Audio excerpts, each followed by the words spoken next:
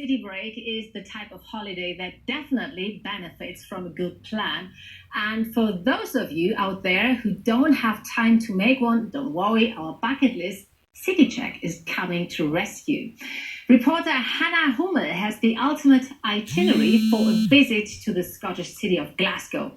And if you thought Glasgow was just grey and rainy, you're in for a big surprise. Scotland's largest city has a lively cultural scene. Where can you hang out with musicians, discover beautiful architecture, and taste the sweet but somewhat fishy local cuisine? It has to be Glasgow.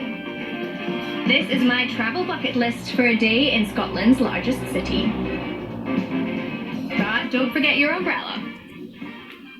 Glasgow is famous for its architecture, both Victorian and modern, and it has a legendary music scene. It's also considered to be one of the world's friendliest cities. Let's go check it out.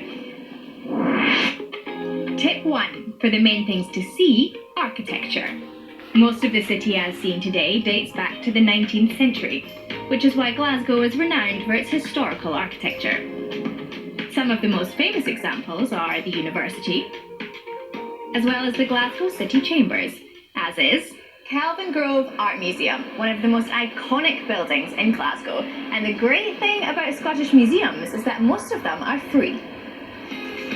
The museum and gallery displays an eclectic mix of art and history, architecture and design, and an impressive concert pipe organ.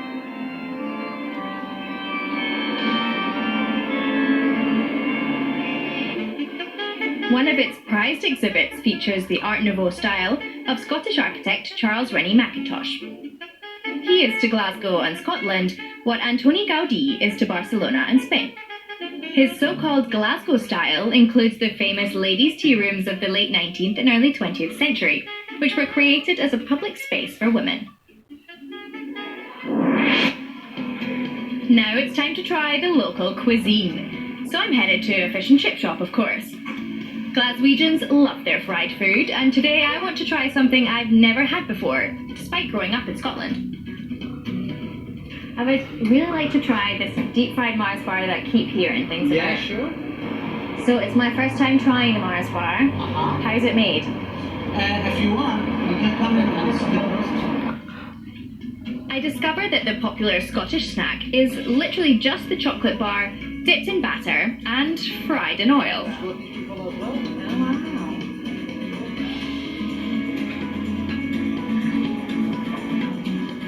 It's then served with ice cream and chocolate sauce, as if it wasn't already sweet enough. Thank you so much. Here we have the deep fried Mars bar that I keep hearing really good things about.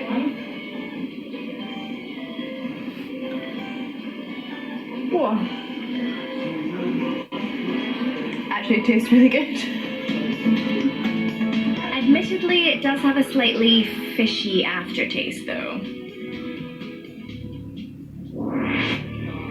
Now it's time for my must-do. Discover Glasgow's music scene. The Ben Nevis is one of many in the city that hosts regular live music events. Tonight, this group is getting together to play some traditional Scottish folk music. Luke McNally is a professional musician from Newcastle, but has made a home for himself here in Glasgow. It's a vibe, like when you're walking down the street, like down the main stretch of like Solihull Street, for example, you can duck into most after midnight and there'll be something happening with live music, and it'll be really great or it'll be terrible or it'll be not to your liking, but there's always something happening and it's all dead different, so that's great. Well, the people here really are as friendly as they claim to be, and I've had so many great experiences here in Glasgow. 10 out of 10 would recommend.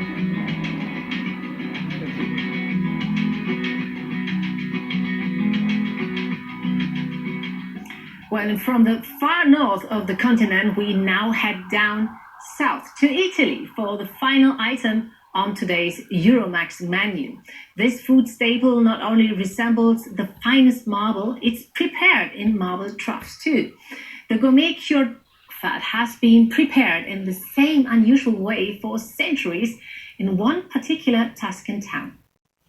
In these sarcophagi, you won't find ancient mummies. They hold an Italian delicacy produced in just one village. Marino Gianarelli is one of 12 artisans who produce this specialty, and he's about to reveal its secret. This is a finished sarcophagus. And here's one we started last week. Some of the salt has already dissolved. Colonnata is situated in the mountains of Carrara, with its legendary millennia-old marble quarries. For the last 70 years, the Gianarelli family has been filling marble troughs with a food that was once the quarry workers' only substantial meal, cured fat. Lardo di Colonnata is famous among gourmets. It comes from Italian. You cut off any remaining bits of meat so that salt can be better absorbed. After cutting the lardo into razor-thin slices, you can use it as a creamy spread, to flavor soups, or to garnish meat dishes, like tagliata di manzo. But first, the lardo has to undergo a long aging process. From October to April, when it's relatively cool, the butchers prepare fresh blocks of lardo. First, they sprinkle on sea salt, then pack each piece tightly together in marble troughs, with no preservatives added. Next comes the seasoning, and that always includes rosemary and garlic. But apart from that, each producer seasons differently. That's a mix of cloves, nutmeg, star anise, and black pepper.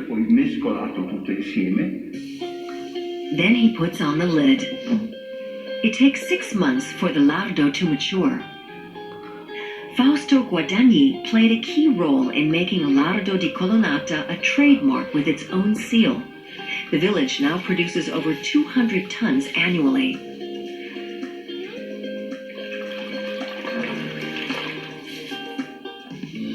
Colonnata only has around 300 inhabitants, and almost every house has its own cellar carved into the rock, containing marble troughs for cooling the exquisite lardo. These troughs are all made of marble from cannelloni, above Colonnata. The marble is impervious enough, but it still breathes. These troughs must be about 200 years old, and we only clean them with water and vinegar. Lardo di Colonnata was invented rather by chance. Workers at the world-famous Carrara quarries would eat thick slices of lardo at midday, and they discovered it stayed fresh longer inside the marble caves. Lardo was a basic staple for quarry workers, and they could store it for over a year. People also gave lardo as gifts to friends, relatives, and the doctor. Nowadays, machines do the tough work at quarries, but lardo remains, whether as a delicacy of its own or used in preparation of other dishes, like here in local restaurants. What sets lardo di Colonnata apart is how tender it is. It dissolves the moment it meets your palate. There shouldn't be a chunk of fat stuck in your mouth. It really has to melt. And as you chew, you gradually discover the spices and flavors. The lardo melts like butter. Lardo is our history. It lends the people in the area here an incredible attitude towards life. Costing 30 to 50 euros a kilo, authentic lardo di Colonnata has given this tiny village in Tuscany international culinary renown.